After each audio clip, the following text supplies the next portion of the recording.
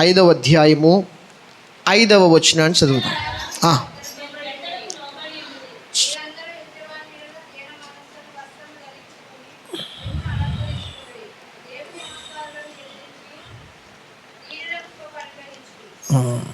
చాలండి. అపోస్తలుడైన పేతురు గారు దేవుని సంఘం లేక ఏర్పరచబడిన పరిశుద్ధులైన వారికి, పిలువబడిన పరిశుద్ధులైన వారికి రాసినటువంటి పత్రిక పాఠంలో 5వ అధ్యాయం 5వ వచనంలో ఒక మంచి మాట అంటాడు. చిన్నలారా, మీరు పెద్దలకు లోబడి ఉండుడి, మీరందరూ ఎదుటి వాని ఎడల దేన మనస్సు అను వస్త్రము ధరించుకొని మిమ్మును అలంకరించుకొనుడి. దేవుడు అహంకారులను ఎదిరించి దీనులకు కృప అనుగ్రహించును. దేవుడు అహంకారులను ఎదిరించి దీనులకు కృప అనుగ్రహించును. దేవుడు ఎవరికి కృప ఇస్తాడంట?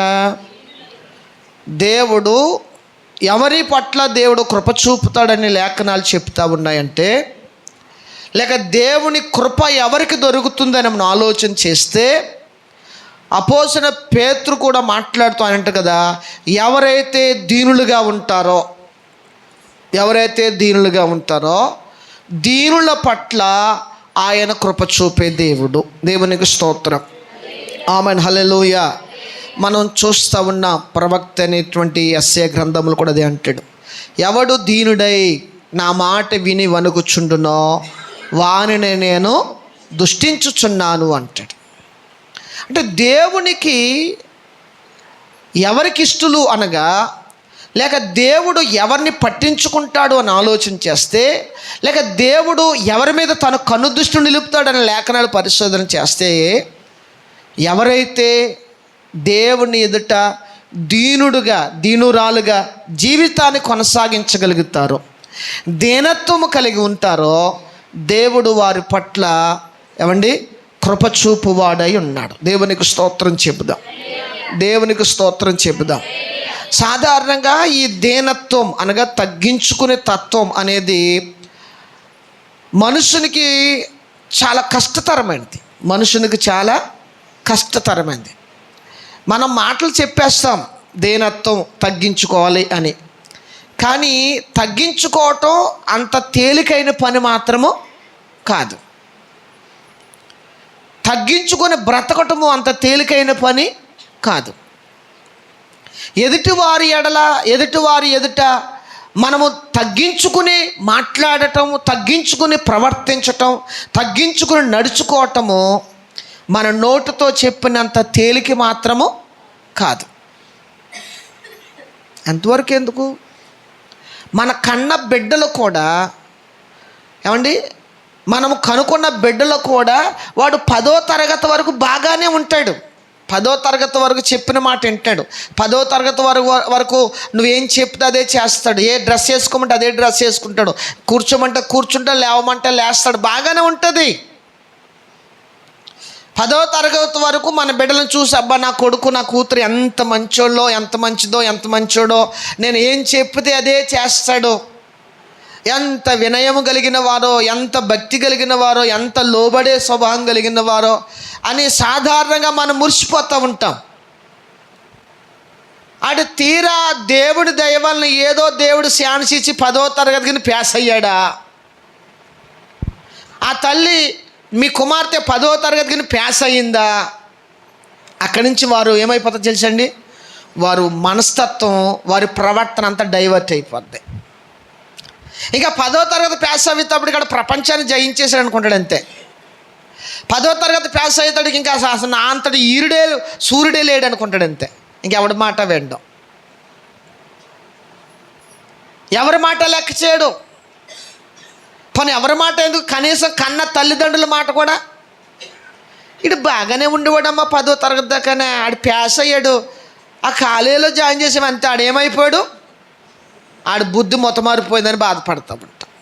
లోబడ్డ ఇంకా విధేయత చూపుడు.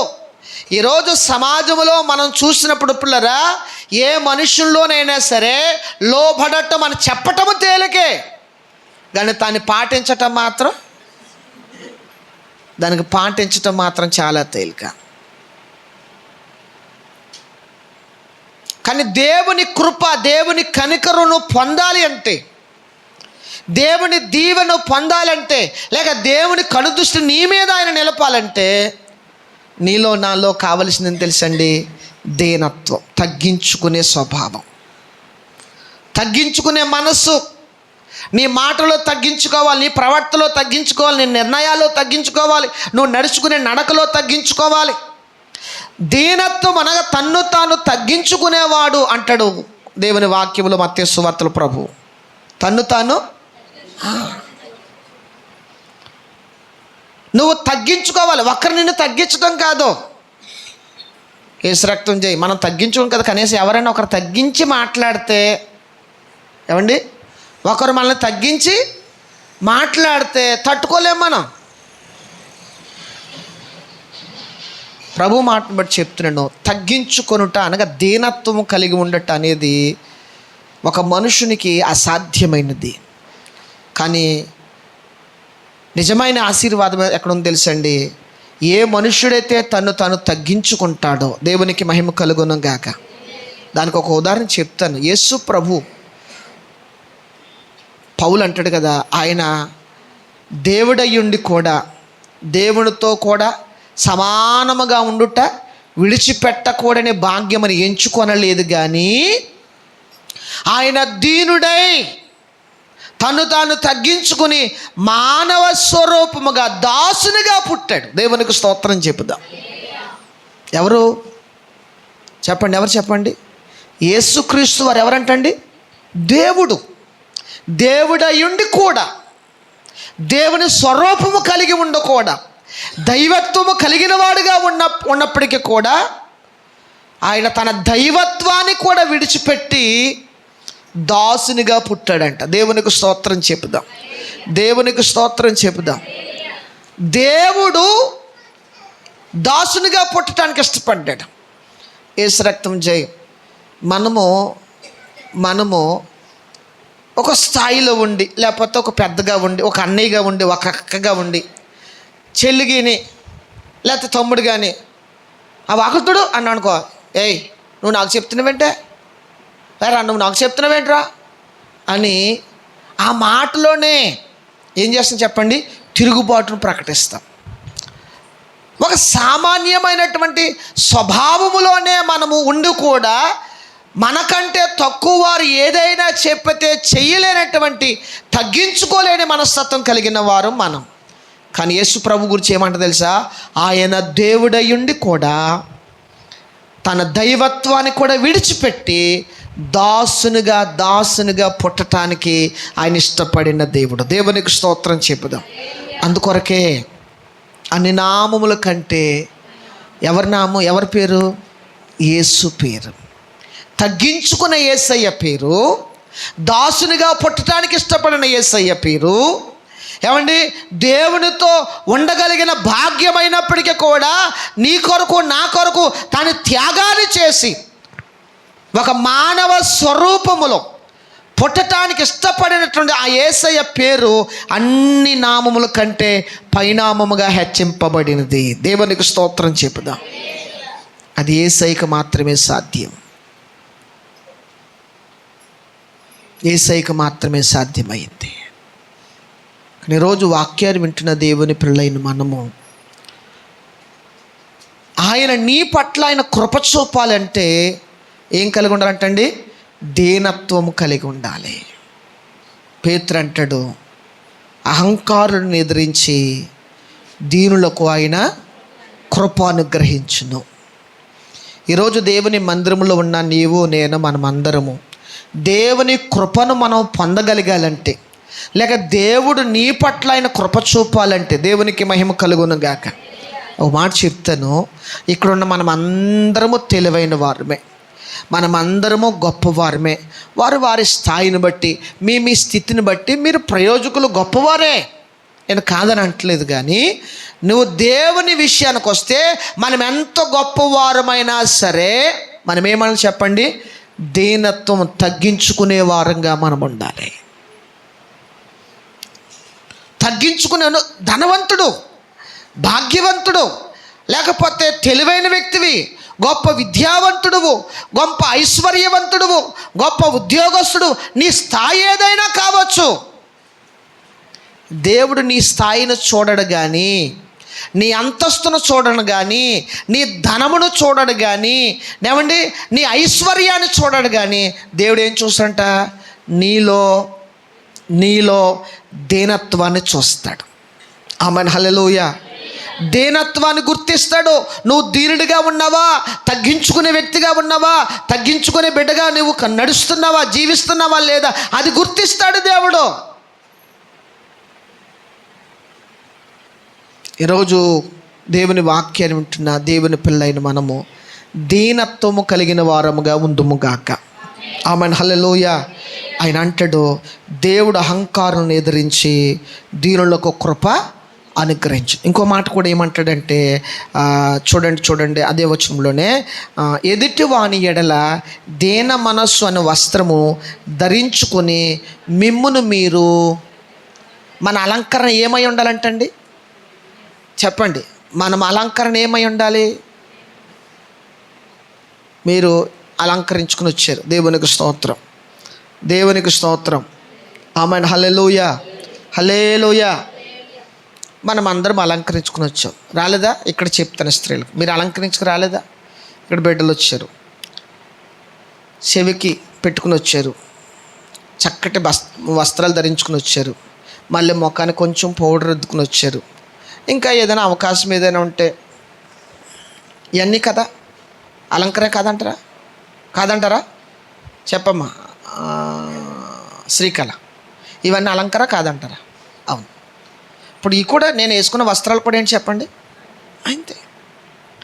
కానీ దేవుని పిల్లైన మనకి ఏది అలంకరణగా ఉండాలో తెలుసండి? ఈ వస్త్రాలు అలంకరణగా ఉండకూడదంట, మన ధరించే ఆభరణాలు అలంకరణగా ఉండకూడదంట, మన ముఖానికి పూసుకున్నటువంటి ఆ పౌడర్ ఏదో అయితే ఉందో అది అలంకరణ కాదంట. మనకి ఏది నిజమైన అలంకరణ? దీన మనస్సు అనేది అలంకరణగా ఉండాలి. పేతురు అదే అంటాడు, దీన మనస్సు అనేటువంటి అలంకరణ మీరు చెప్పండి ధరించుకోవాలి. దేవునికి మహిమ కలుగును గాక. క్రైస్తవుడికి, దేవుని పిల్లలైన మనకు, దేవుని ఆశీర్వాదం పొందగోరుచున్న మనకు, దేవుని కృపను పొందగోరుచున్న మనకు, నీకు ఏది అలంకరణగా ఉండాలి అనగా దీన మనస్సు, తగ్గించుకునే మనసు, లోబడే మనసు. దేవునికి మహిమ కలుగును గాక, దేవునికి మహిమ కలుగును గాక. ఒక భక్తుడు అబ్రహాము గురించి వర్ణిస్తూ అంటాడు కదా, అసలు అబ్రహామును దేవుడు ఏర్పాటు చేసుకోవటానికి విగ్రహారాధికుడైనా కానీ, విగ్రహ వ్యాపారాలు చేసిన వాడైనప్పటికీ కూడా అబ్రహామునే దేవుడు ఎందుకు ఏర్పాటు చేసుకుంటూ తెలుసండి? అబ్రహాములో ఉన్న మంచి లక్షణం ఏంటంటే, ఆయన ఏది చెప్పినా చెప్పండి, ఎవరు ఏది చెప్పినా, ఎంత పెద్దవాడైనా సరే ఆ మాటకు విధేయత చూపేవాడంట, లోబడే మనస్సు కలిగిన వాడంట. దేవునికి స్తోత్రం చెప్పుదాం, దేవునికి స్తోత్రం చెప్పుదాం. నేను అనుకుంటున్నాను, అతడు విగ్రహాల వ్యాపారం చేసేవాడు కదా, మంచి వ్యాపారస్తుడు ఆయన దేశంలో. ఆ దేశంలో అబ్రహాము గారు విగ్రహ వ్యాపారంలో ఆరితేరినవాడు. అంత పెద్ద వ్యాపారైనటువంటి అబ్రహాముని దేవుడు ఎందుకు పిలిచాడు, ఎందుకు అబ్రహాముతో మాట్లాడాడు అనగా, అబ్రహాములో ఉన్న లక్షణం ఏంటి తెలుసండి? అతడు ఎంత పెద్ద వ్యాపారస్తుడైనా, సాలేం గారు నా మాట వినాలి, ఎంత పెద్ద వ్యాపారస్తుడైనా ఆయన విరామము లేకుండా బిజీలో చెప్పండి, బిజినెస్లో బిజీ అయిపోయినా సరే ఆయనలో ఉన్న స్వభావం ఏంటి తెలుసా? చెప్పిన మాటకు విధేయత చూపేవాడు, లోబడేవాడు. దేవునికి స్తోత్రం చెప్పుదాం, దేవునికి స్తోత్రం చెప్పుదాం. లోబడే స్వభావం కలిగిన వాడు. ఇంకా ఆయన లోబడితే ఎలా ఉంటుందంటే, ఇంకా 600 100 సరే, ఇక ఏదైతే దేనికైతే లోబడ్డాడో సావైనా రేవైనా దాంట్లోనే ఉంటాడు, అంతే. అది అబ్రహాము యొక్క లక్షణం. అందుకొరకే ఆ స్వభావాన్ని బట్టి అబ్రహాముతో దేవుడు మాట్లాడటం ప్రారంభించాడు. అబ్రహాముని దేవుడు ఏర్పాటు చేసుకోవటానికి ఇష్టపడ్డాడు, అబ్రహాముని పిలవటానికి ఇష్టపడ్డాడు. ఈరోజు వాక్యాన్ని వింటున్నా నీవు నేను, నీ వ్యక్తిగతంగా నువ్వు గొప్ప వ్యక్తివే, తెలివైన వ్యక్తివే, ఐశ్వర్యవంతుడివే, ఐశ్వర్యవంతురాలువే, నీ స్థాయి చాలా పెద్దదే. అయినా దేవుడు నిన్ను ఏర్పరచుకోవాలంటే దేన మనసు నీకేమై ఉండాలి? అలంకరణగా మార్చబడాలి. చూడండి, చాలామంది చెప్తూ ఉంటారు, ఆ పిల్లడు పాపం చెప్పిన మాట వింటాడండి అని మన సాక్ష్యం ఇస్తాం కొంతమందికి. ఎందుకు ఇస్తాం సాక్ష్యం అలాగా చెప్పండి? ఇప్పుడు మధు ఉన్నాడు, ఆ పిల్లడు మధు ఉన్నాడు చూసారండి, అస్సలు ఎండండి అని ఎందుకు ఇస్తాం సాక్ష్యం చెప్పండి? ఎందుకు ఇస్తామా సాక్ష్యం? అక్షయ్ ఉన్నాడు, అయ్య బాబు అక్షయ్ అండి అస్సలు చెప్పిన మాట ఉండండి బాబు, ఎందుకు ఇస్తామా సాక్ష్యం? వినరు కాబట్టి. దేవునికి మహిమ కలుగును గాక, దేవునికి మహిమ కలుగును గాక. వినేవారు ఎవరు లేరు కాబట్టి వాళ్ళ గుంటుని ఎదుగుతున్నాండి, ఎవరైనా దొరుకుతారేమో అని, లోబడే వాళ్ళు ఎవరైనా కనబడతారేమో అని.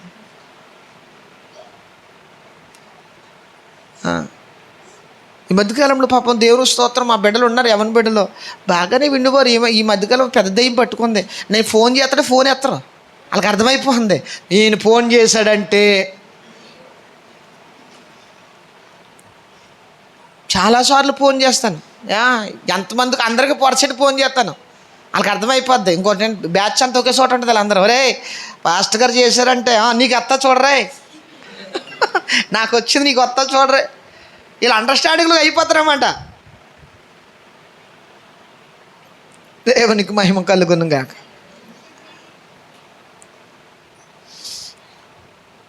లోబడే వారంగా మనం ఉండాలి. దేన మనస్సును ధరించుకుని అదే మనకు ఒక అలంకరణగా, అప్పుడే దేవుడు నిన్ను వాడుకుంటాడు, అప్పుడే దేవుడు నిన్ను పిలుస్తాడు, అప్పుడే దేవుడు తన పని కొరకు నిన్ను ఏర్పరచుకుంటాడు. ఆమేన్, హల్లెలూయా. అబ్రహాముని ఏర్పాటు చేసుకోవటానికి అబ్రహాములో ప్రధాన లక్ష్యం తెలుసండి, దేవునికి ఒక నమ్మకం. అబ్రహాముని కాక పిలిస్తే తప్పకుండా అబ్రహాము నా మాటకు లోబడతాడు. అందుకని అబ్రహామును దేవుడు ఏర్పరచుకో. కనుక ఈరోజు వాక్యాన్ని వింటున్న మనము దేవుని కృపను పొందగలగాలంటే మనం ఏం కలిగి ఉండాలి చెప్పండి? దీనత్వము. ఆయన అహంకారులను ఎదిరించి, బాగా గుర్తుపెట్టుకోవాలి, ఎవరిని ఎదిరిస్తాడంట? ఎవరిని కాదంటాడంట? చెప్పండి, ఎవరిని కాదంటాడంట? ఎవరు అహంకారులు అంటే చెప్పండి? 10వ తరగతి పాస్ అయిపోగానే నా చెప్పవులే వెళ్ళు అంట చూసాడా?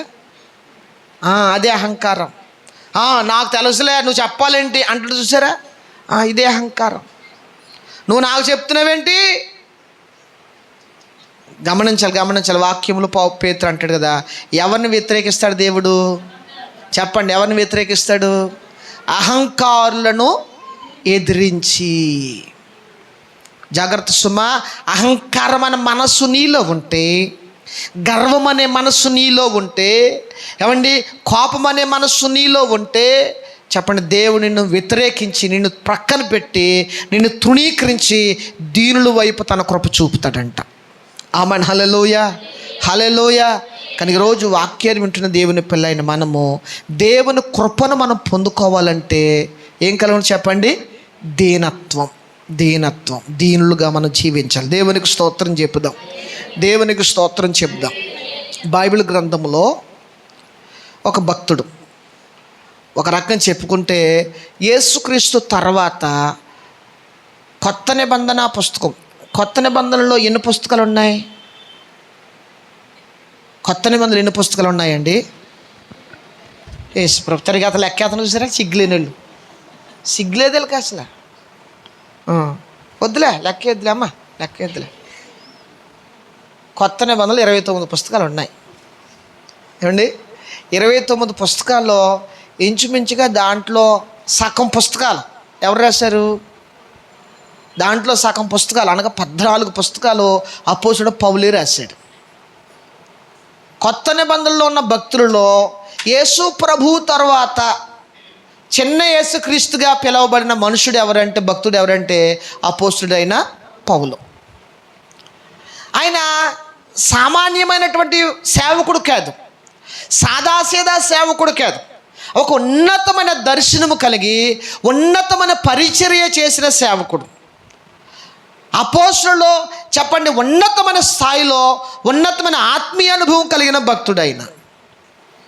ఇంకా చెప్పుకుంటూ వెళ్తే యేసుక్రీస్తు వారిని వెంబడించిన, యేసుక్రీస్తు వారితో ఏర్పరచబడిన అపోస్తులుగా పిలువబడినటువంటి శిష్యుల కంటే ఈ అపోస్తులైన పౌలే ఎక్కువ పరిచర్య చేసినవాడు. దేవునికి స్తోత్రం చెప్పుదాం. అపోస్తుల కంటే ఎక్కువ పరిచర్య చేసినవాడు. మరి వీళ్ళందరికంటే ఎక్కువ పరిచర్య చేసినవాడు, వీళ్ళందరికంటే దేవుని కొరకు ప్రయాసపడినవాడు, వీరందరికంటే ఎక్కువ సంఘాలు స్థాపించినవాడు, వీరందరికంటే ఎక్కువ పత్రికలకు రాసినవాడు. చెప్పండి, మిగతా అపోస్తుల కంటే ఈయన పెద్దోడు కాదంటారా? చెప్పండి, మిగతా అపోస్తుల కంటే అపోస్తుల పౌలు గొప్పవాడా కాదంటారా? గొప్పవాడు. ఎందుకంటే దానికి ఇప్పుడు మనం ఒక మాట చెప్తాను. మన పిల్లలు అన్నారు, మధు ఇంత రాయట్టుకొచ్చాడు, అభిషేక్ ఇంత రాయట్టుకొచ్చాడు, తర్వాత సతీష్ ఇంత రాయట్టుకొచ్చాడు. ఏమండి, అలాగ తలకో ఇంతంత రాయలు పట్టుకొచ్చాడు. కానీ సీమోనే ఉన్నాడు, ఇంత రాయి పట్టుకొచ్చాడు. ఇప్పుడు చెప్పండి, వీళ్ళందరిలో పెద్దోడు ఎవరు? గొప్ప పని చేసింది ఎవరు? అవునా కదంటారా? ఇప్పుడు పౌలు గారు కూడా ఎవరు? అందరికంటే ఎక్కువ పరిచర్య చేశాడు, ఉన్నతమైన సేవ చేశాడు, అనేక సంఘాల స్థాపకుడిగా నిలబడ్డాడు, అనేక పత్రికలు రాసిన వాడిగా ఉన్నాడు, అనేక మందిని ప్రభు కొరకు సంపాదించిన ఒక గొప్ప యోధుడిగా దేవుని కొరకు వాడబడిన వాడిగా ఉన్నాడు. ఇంకా చెప్పుకుంటే అపోస్తులందరికంటే ఉన్నతమైన సేవ దర్శనము కలిగినటువంటి అపోస్తుడైన పౌలు. అంటే అన్నిటిలో కూడా ఇతడు ఎవరు? గొప్పవాడు. మరి కాబట్టి ఇతడు ఏమవ్వాలి? ఒకవేళ ఆ స్థాయిలో నిజంగా ఇప్పుడు సీమోనే కాక పెద్ద రాయి ఎట్టుకొచ్చాడు కదా, అందరికంటే పెద్ద రాయి ఈయన పెట్టుకొచ్చాడు అంటే నేను అనుకుంటున్నాను వర్షెట్టి చూసావా, నీకంటే నేను పెద్ద రాయి ఎట్టుకొచ్చాను అని వర్షెట్టి మరి పనిగట్టుకుని వెళ్ళి చెప్పొస్తాడు. సీమోన్ దగ్గర ఉన్న లక్షణం ఏం తెలుసా? పనిగట్టుకుని రే మధుగా చూసావా, నీకంటే నేను పెద్ద రాయి ఎట్టుకొచ్చాను. సతీష్ ఇంత రాయి ఎట్టుకొచ్చా, చూసా పెద్ద రాయి ఎట్టుకొచ్చాను. వరసెట్ అందరికి చెప్తాడు. ఇక అందరూ సరిపోలేదని ఇంటికి వెళ్ళి అర్ధరాత్రి కాడ నిద్రపోయి లేచి కూడా అమ్మతోటి అంటాడు, అమ్మ నేను పెద్ద రాయి పట్టుకొచ్చాను. ఇక అన్నీ మర్చిపోతాడేమో కానీ అది మాత్రం మర్చిపోడు. కానీ పౌలు దగ్గర ఉన్న లక్షణం అది కాదు. పౌలులో ఉన్న స్వభావం అటువంటిది కాదు. ఆయన ఎంత పెరుగుతున్నాడో, ఎంత అభివృద్ధి చెందుతున్నాడో అంతగా తగ్గించుకునే స్వభావం కలిగిన వాడు అపోస్తులుడైన పౌలు. అందుకనే అపోస్తులుడైన పౌలు ఎవరో తెలుసండి? యేసుక్రీస్తు తర్వాత పరిశుద్ధ గ్రంథములో సంఘానికి మూల పురుషుడిగా నిలబడినటువంటి వ్యక్తి అపోస్తులుడైన పౌలు. దేవునికి స్తోత్రం చెప్పుదాం.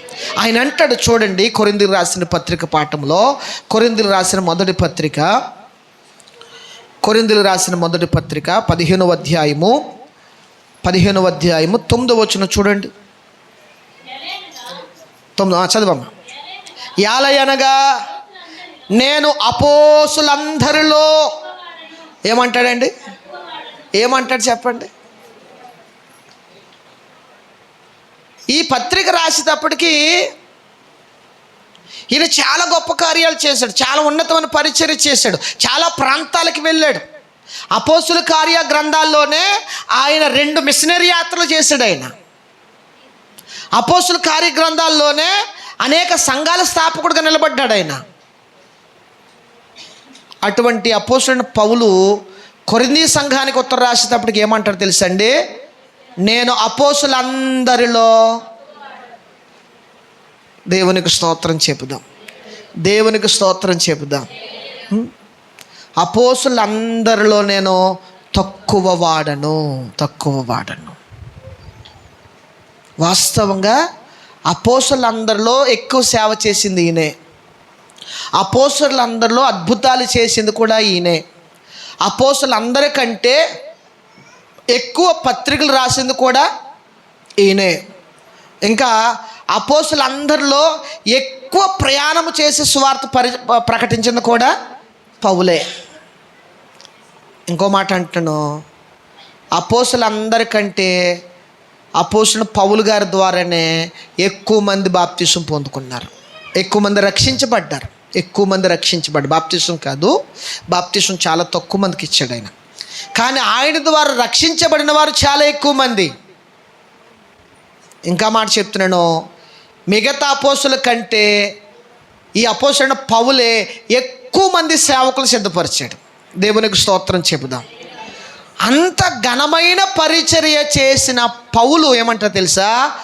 అపోస్తులందరిలో కూడా నేను తక్కువ వాడను. ఈరోజు దేవుని సందులో ఉన్న మనము ప్రభు మాటను బట్టి చెప్తున్నాను, మరొకసారి చెప్తాను, మీరు ఎవ్వరూ ఇక్కడ ఎవరము కూడా తక్కువ వారం కాదు. మీరు స్థాయిని బట్టి, మీ స్థితిని బట్టి, మీ కుటుంబాలను బట్టి గొప్పవారే, ప్రయోజకులే, తెలివైన వారే. ఇంకా నేను అంటాను, నేనైనా ఒక్కొక్కసారి అజ్ఞానంగా మాట్లాడుతానేమో కానీ మీరు చాలా జ్ఞానవంతులు, జ్ఞానంతో మాట్లాడతారు. జ్ఞాన విషయంలో కానీ, ఆస్తి విషయంలో కానీ అన్నిట్లోనూ గనులైన వారే. కానీ ఎన్నిటిలో గనులుగా ఉన్నప్పటికీ, ఎంత గొప్పవారంగా ఉన్నప్పటికీ అపోస్తలుడైన పౌలు వలె ఈ మనస్సు మనం కలిగి ఉండాలి. ఆమేన్. హల్లెలూయా, హల్లెలూయా. అపోస్తలుడైన పౌలుకు కలిగిన ఈ మనస్సు మనము కలిగి ఉండాలి. ఏ మనస్సు చెప్పండి?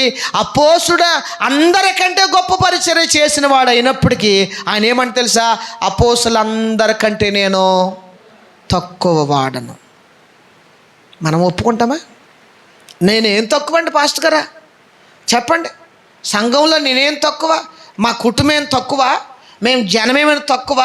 మాకు తెలివిలో తక్కువ? మేము ఇవ్వటంలో తక్కువ అని మనం ఏం చేస్తాం? మన స్థాయిని బట్టి మనం హై రేంజ్లో ఆలోచన చేస్తాం, హై రేంజ్లో మనం మాట్లాడతాం, హై రేంజ్లో ప్రవర్తిస్తూ ఉంటాం. కానీ పౌలు ఏమంటాడు తెలుసండి? నేను అపోస్తులందరికంటే. అందుకునే ఈ అపోస్తలుడైన పౌలు గారు దేవుని కృప పొందిన వాడిగా ఉన్నాడు. ఆమేన్. హల్లెలూయా, హల్లెలూయా. అందుకని అంటాడు, నేను దేవుని కృపను వ్యర్థము చెయ్యను అంటాడు. అపోస్తలుల కంటే ఉన్నతమైన పరిచర్య చేసిన వాడే. కానీ ఆయన అంటాడు, అపోస్తలులందరికంటే చాలా తక్కువ అని. ఆయన దీనులను కృపతో అలంకరించేవాడు కదా, కృప అనుగ్రహించే దేవుడు కదా.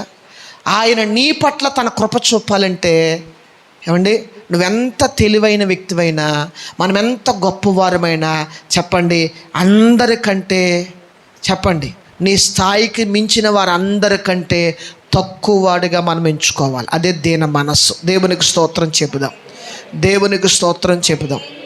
ఆమేన్. హల్లెలూయా, హల్లెలూయా. పౌలు అంటాడు, అపోస్తులందరిలో నేను చెప్పండి నేను తక్కువ వాడను. ఒక మాట ఇక్కడున్న యవన బిడ్డలతో చెప్తున్నాను. మీ ఇంట్లో నువ్వు దీన మనసు కలిగి ఉంటావా? తగ్గించుకునే మనసు కలిగి ఉంటావా?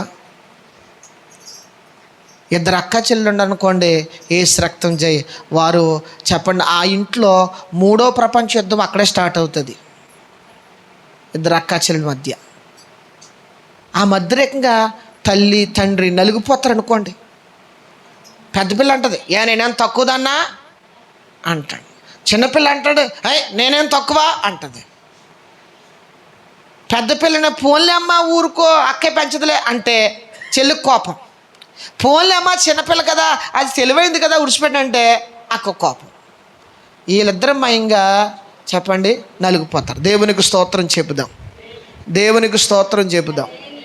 ఆమేన్. హల్లెలూయా, హల్లెలూయా, హల్లెలూయా. ఏమండి చూడండి, ఎవరి కోసం వచ్చారు? మా కోసమైతే కాదు ఇది. చూడు సతీష్ సార్ బయటికి వెళ్ళి.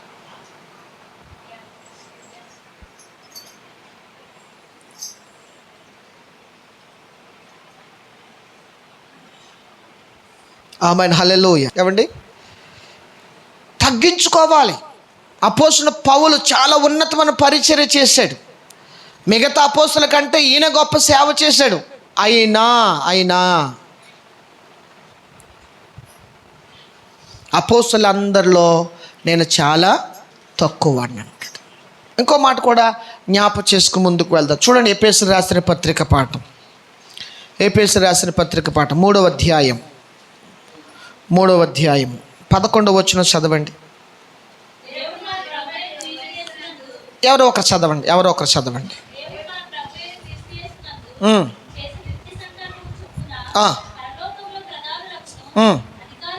ఆ. సంఘము ద్వారా తన యొక్క నానా విధమైన ఉమ్. జ్ఞానము ఇప్పుడు తెలియబడవలెనని ఉద్దేశించి ఉమ్. శోధింప సత్యము కాని క్రీస్తు ఐశ్వర్యమును అన్యజనులలో ప్రకటించుటకును సమస్తమును సృష్టించిన దేవుని యందు పూర్వకాలం నుండి కలిగి ఉన్న ఆ మర్మమును గూర్చిన ఏర్పాటు ఉమ్. వ్యక్తిలో ఉమ్. అందరికీ తేటపరచుటకును ఆ. పరిశుద్ధులందరిలో ఆ. అత్యల్పుడునైన నాకు ఈ కృప అనుగ్రహించింది. ఇక్కడ ఏమంటాడు? యేసునందు చేసి నిత్య సంకల్పం చొప్పున పరలోకములో ప్రధానులకును అధికారులకును సంఘము ద్వారా తన యొక్క నానా విధమైన జ్ఞానం ఇప్పుడు తెలియబడవలనని ఉద్దేశించి శోధింప సఖ్యము కానీ క్రీస్తు ఐశ్వర్యమును అన్యజనులలో ప్రకటించుటకును సమస్తమును సృష్టించిన దేవునిందు పూర్వకాలం నుండి మరుగై ఉన్న ఆ మర్మను గూర్చిన ఏర్పాటు ఎట్టుదో అందరికీ తేటపరచుటకును పరిశుద్ధులందరిలో ఎవరంటండి ఈయన? పరిశుద్ధులందరిలో అత్యల్పుడు అంటాడు. ఇంతకు ముందమ్మో ఎవరిని పోల్చుకున్నాడు? అపోస్తులు పోల్చాడు. ఏమని? అపోస్తుల్లో అందరికంటే నేను తక్కువ అని అంటాడు. ఇప్పుడు ఎఫెసీ పత్రిక రాసే సమయానికి వచ్చేటప్పటికి ఈ అపోస్తులుడు పౌలు గారి పరిచయం ఇంకా పెరిగిపోయింది. అపోస్తుల పరిచయం ఇంకా అభివృద్ధి చెందింది. ఇంకా చాలా ప్రాంతాలకు సువార్త ప్రకటిస్తూ ఉన్నాడు. ఇంకా గొప్ప సేవ చేస్తూ ఉన్నాడు. ఇంకా అపోస్తులుడు పౌలు గురించి ఆ దేశమంతా సమాచారం వెళ్ళిపోయింది. అపోస్తులుడు పౌలు గురించి అందరూ కూడా ఎప్పుడు వస్తాడా, ఏ రోజు మా ఊరికి వస్తాడని ఎదురు చూస్తూ ఉన్నారు. పౌలు గారు ఇంకా ఎక్కువ ఘనపరచబడ్డాడు. పౌలు గారి పరిచర్య ఇంకా పెరిగిపోయింది. ఇంకా పెరిగిపోయినా అంటే కొరింథీ మొదటి పత్రిక కంటే ఎఫెసీ పత్రిక రాసేటప్పటికి పౌలు గారు ఇంకా పెద్ద సేవకుడైపోయాడు.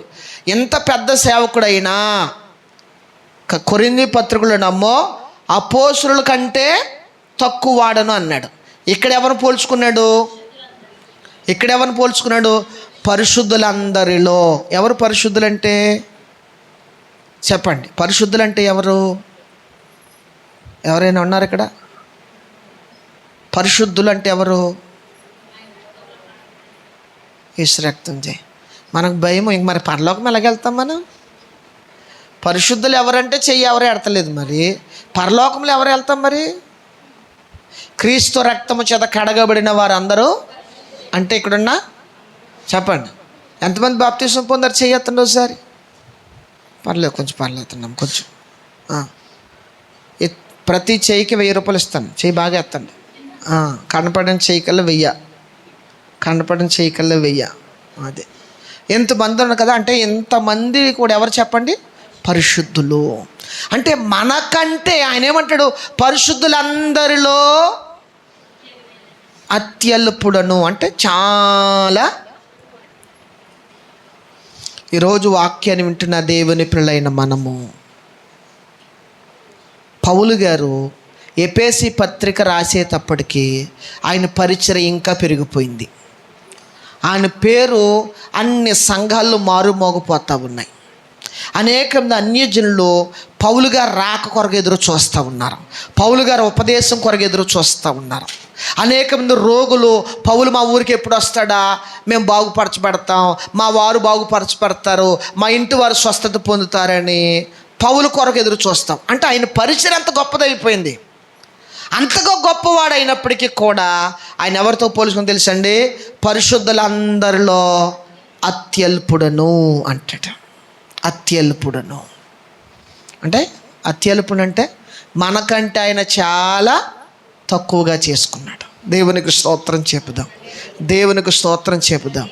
ఏమండి, కనీసం మన తోటి విశ్వాసి కొంచెం ముసలామి వెనకాల వచ్చిందనుకోండి, ఏమండి కదా, మన బస్సులో పేరు రాసి ఉంటుంది. ఏమో బస్ ఆర్టీసీ బస్సులో ఏమని? స్త్రీలను గౌరవించండి, వృద్ధులను ఎందుకు రాస్తా తెలుసండి? మన బుద్ధి సరైనది కాదు కాబట్టే, మన స్వభావం సరైనది కాదు కాబట్టే చివరికి ఆర్టీసీ వాడే అక్కడ రాస్తాడు, బాబు దయచేసి ముసలోళ్ళు వస్తే సీటీ నాయనా, స్త్రీలు వస్తే సీటీ నాయనా, గర్భిణీ స్త్రీలు వస్తే సీటీ నాయనా రిక్వెస్ట్ చేస్తున్నాడు. ఎందుకంటే మనం ఎవరు? ముసలుడైతే నాకంటే ముందు నేను వచ్చాను, నాది సీటు. అని ముసలోడైనా నుంచుంటున్నాడు కానీ పొడిసోడు వైన నీవు మాత్రం సీట్ ఇవ్వ. ఎందుకు? ఏడైనా డబ్బులు ఇతను ఇవ్వలేదా? గర్వం, అహంకారం, తగ్గించుకో. చివరికి సంఘాల్లో కూడా అదే పరిస్థితి. తోటి విశ్వాసం వస్తే, ముసలం వస్తే ముసలమ్మాయిన నుంచోలు కానీ అయ్యో ముసలు వచ్చారు, అమ్మ నువ్వు కూర్చుని కింద కూర్చుంటాలని కుర్చీ ఇవ్వమ్మా. ముందు వచ్చాను నేను, ముందు రావాలి కుర్చీ కావాలంటేనే. ఎప్పుడో అలా కుదురుతుంది? ఏమండి, అహంకారమైనటువంటి. కానీ పౌలు ఏమని తెలుసా? పరిశుద్ధులందరిలో అల్పుడను నేను, చాలా తక్కువ వాడిని. ఉన్నతమైన సేవ చేశాడు, ఉన్నతమైన పరిచర్య చేశాడు, అప్పటికే చాలా సంఘాలు స్థాపించాడు, అప్పటికే చాలా ప్రాంతాలకు వెళ్ళి సువార్త ప్రకటించాడు, అనేక మందిని సువార్తకులుగా ఏర్పరచుకున్నాడు, అనేక సంఘాలు స్థాపించి అనేకమైన ప్రాంతాల్లో ఘనమైన సేవ చేసిన పౌలు కూడా ఎఫెసీ పత్రిక వచ్చేటప్పటికి పరిశుద్ధులందరిలో కూడా చాలా అల్పుడను. దేవునికి స్తోత్రం చెబుదాం, దేవునికి స్తోత్రం చెబుదాం, దేవునికి స్తోత్రం చెబుదాం. ఆమేన్. హల్లెలూయా, హల్లెలూయా. లాస్ట్ ప్రార్థన అయిన తర్వాత సతీష్ ఇద్దరు కలిసి, సతీష్ అభిషేకం, అమ్మాయి మీ అభ్యంతరం చెప్పుదాం. ఏమండి, పరిశుద్ధులందరిలో నేను అల్పుడిని అంటాడు.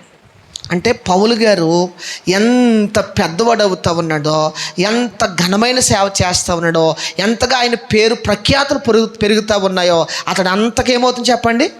అంతకంతకి తగ్గించబడతా ఉన్నాడు. మనము మన స్థాయి పెరిగే కొలది మన లేవలు కూడా ఏమైపోద్ది చెప్పండి? మన లేవలు కూడా. దేవునికి స్తోత్రం చెబుదాం, దేవునికి స్తోత్రం చెబుదాం. కానీ పౌలుది అలా కదని, ఎదిగే కొలది ఏమవుతుంది చెప్పండి? తగ్గించుకున్నాడు. ఎదిగే కొలది, అభివృద్ధి చెందే కొలది, ఘనమైన సేవకుడిగా నిలబడే కొలది, పేరు ప్రఖ్యాత సంపాదించే కొలది ఇంకా ఇంకా ఇంకా ఇంకా తగ్గించుకుంటున్నాడు. అందుకనే నేను కనికరింపబడితిని అంటాడు, ఆయన కృప పొందాను అంటాడు. మరొక మాట కూడా జ్ఞాపకం చేసుకుని ముందుకు వెళ్దాం. తిమోతికి రాసిన మొదటి పత్రిక 16వ వచనం, మొదటి అధ్యాయం 16వ వచనం కూడా చదువుదాం.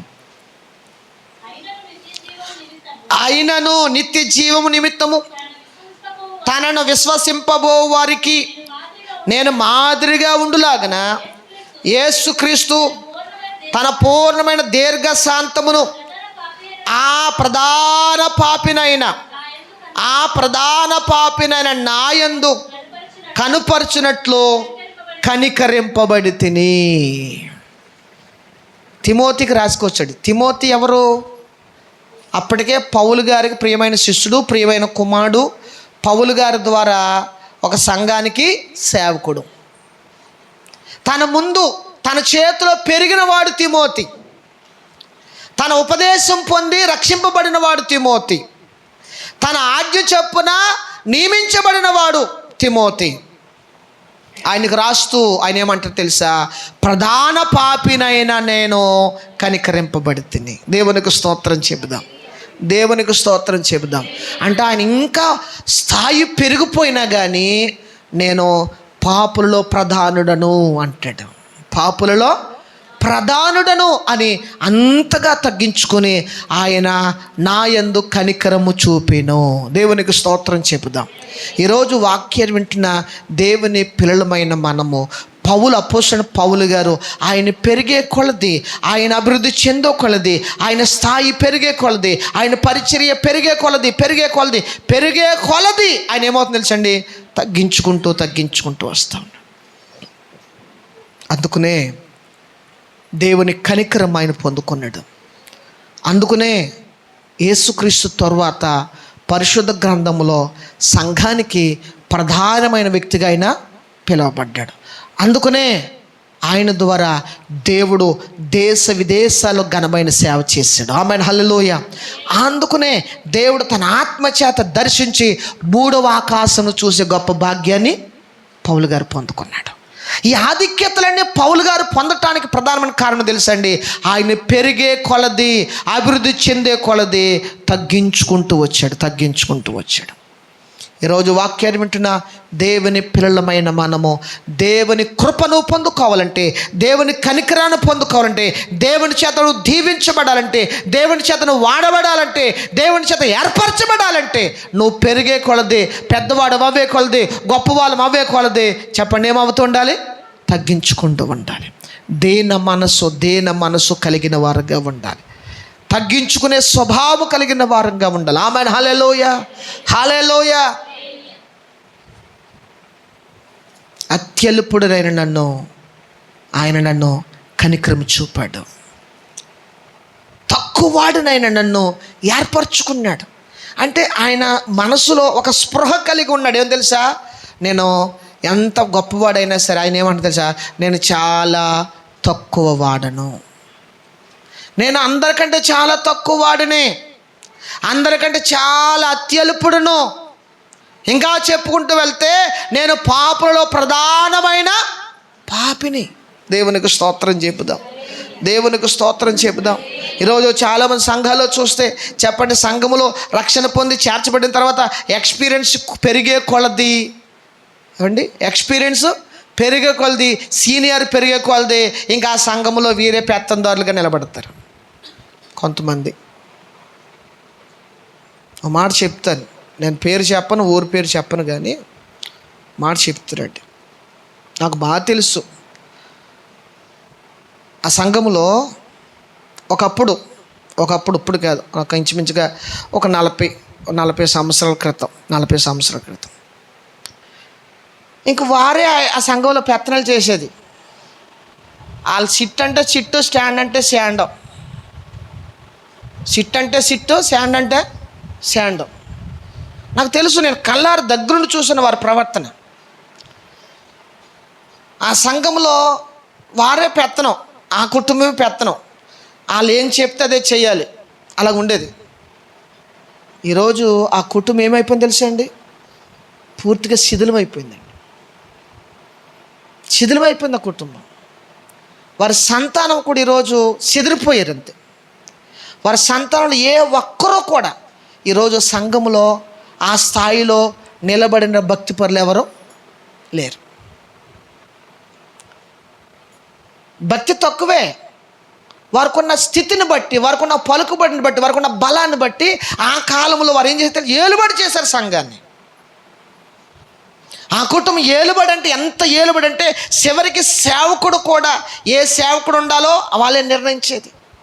వచ్చిన సేవకుడు ఎంతకాలం ఉండాలో వాళ్ళే నిర్ణయించేది. సేవకుడు రావాలో రాకూడదో వాళ్ళే నిర్ణయించేది. వాళ్ళ నిర్ణయమే జరిగేది అంతే.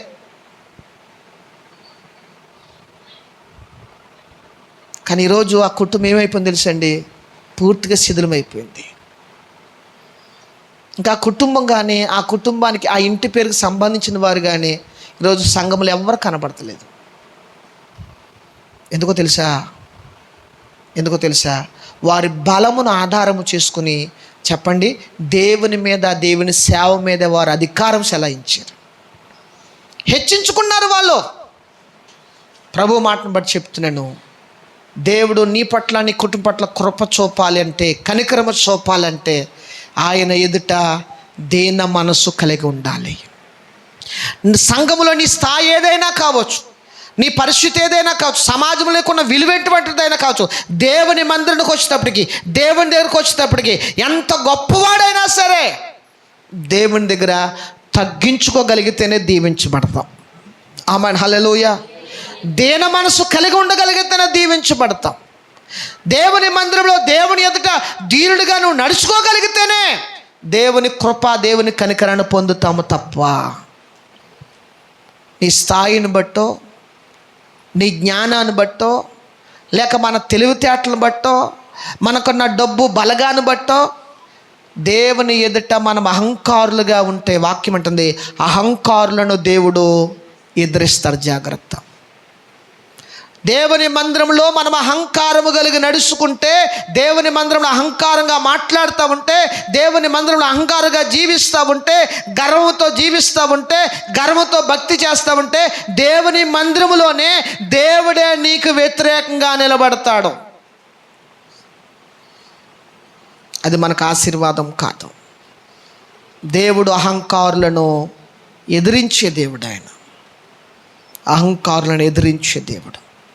కనుక ఈరోజు దేవుని మందిరంలో ఉన్న మనము ఆయన నీ పట్ల కృప చూపాలంటే దీనత్వాన్ని కలిగి ఉందుముగాక, దీన స్వభావాన్ని కలిగి ఉందుముగాక, దీనత్వము కలిగి నడుచుకుందుముగాక, దీనులమై ప్రార్థన చేసేవారముగా ఉందుముగాక. ఆమెన్. హల్లెలూయ, హల్లెలూయ. ఇశ్రాయేలు ప్రజలు దేవుడు ఎందుకు తృణీకరించారు? ఇశ్రాయేలు ప్రజలను దేవుడు ఎందుకు శత్రువుకి అప్పగించాడు అంటాడు కదా. వారు అంటాడు మెడ చాచుకుని నడుస్తారంట.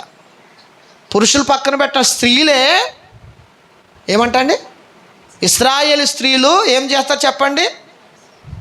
మెడ చాచుకుని నడుస్తారు.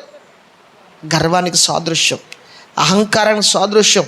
ఏమండి, అందుకనే దేవుడు స్త్రీలే ఆ విధంగా నడిస్తే ఇంక పురుషులు ఎలాగుంటారు చెప్పండి? అందుకనే దేవుడు ఇశ్రాయేలు అందరి శత్రువు చేతికి అప్పగించాడు.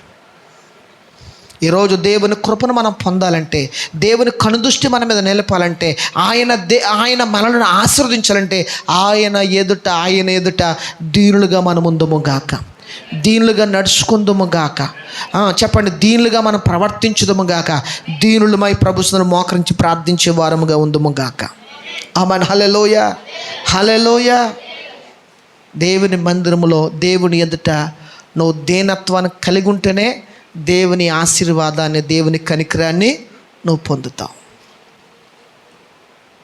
నువ్వు అహంకారిగా, గర్విష్ఠురాలుగా మనం నడుచుకుంటే, నువ్వెంత ప్రార్థన చేసినా, ఎంత కన్నీరు కార్చినా చెప్పండి, నీ ప్రార్థన ఆయన ఆలకించాడు. ఎందుకు? ఆయన నీకు ఎలాగుంటాడు చెప్పండి? వ్యతిరేకంగా ఉంటాడు. అహంకారులకు ఆయన వ్యతిరేకి, గర్విష్ఠులకు ఆయనకి వ్యతిరేకి. ఇంకో మాట అంటాడు ఆయన, అంటండి జ్ఞానవంతులను అస్సలు లక్ష్య పెట్టడంట. ఎవరిని చెప్పండి? జ్ఞానవంతులు అనుకున్న వారిని లక్ష్య పెట్టడంట ఆయన. కనుక ప్రభు ఎదుట దీన మనసు కలిగి ఉందాం, దేవుని కృపను పొందిన వారముగా ఉందుము గాక. అపోస్తలుడైన పౌలు ఎంత గొప్పవాడైనా, ఎంత ఉన్నతమైన సేవ చేసినా అంతకంతకి ఏమైపోయి చెప్పండి? పాపులలో ప్రధాన పాపినైనా నన్ను కనికరించాను, తగ్గించుకుంటూ వచ్చాడు. ప్రభు మాట బట్టి చెప్తున్నాను, నువ్వెంత పెరుగుతున్నావో, ఎంత అభివృద్ధి చెందుతున్నావో అంతగా మనము దేవుని ఎదుట తగ్గించుకోవాలి. ముందే చెప్పాను కదా, మనమందరం గొప్పవారమే. మన స్థాయి ఒకరికి మించి ఒకరము ఉన్నత స్థాయిలో ఉన్నవారమే. నీ స్థాయి ఏదైనా సరే అది ఎక్కడి వరకు తెలుసా అండి? నీ వ్యక్తిగత జీవితానికి, నీ కుటుంబంలో మాత్రమే. దేవుని దగ్గరికి, దేవుని విషయానికి వస్తే తప్పకుండా నువ్వేమై ఉండాలి? తగ్గించుకోవాలి, దీన మనసు కలిగి ఉండాలి. అదే నీకు ఆశీర్వాదము. అట్టి కృప పరిశుద్ధాత్ముడు మనందరికీ దయచేయును గాక. ఆమేన్, ఆమేన్. అందరూ కూడా మోకరించుదాం. మోకరించి కళ్ళు మూసుకుని ప్రభువా, ఆ దీన మనస్సు నాకు దయచేయి ప్రభువా, ఆ దీన స్వభావం నాకు దయచేయండి, ఆ దీనత్వం కలిగి ఉండే జీవితం నాకు దయచేయండి, ఆ దీనత్వం కలిగి నడుచుకునే స్వభావం నాకు ఇవ్వండి ప్రభువా అని అందరం కూడా కళ్ళు మూసుకుని మోకరించగలిగిన అందరూ కూడా దయచేసి మోకరించి ప్రార్థన చేద్దాం. మోకరించి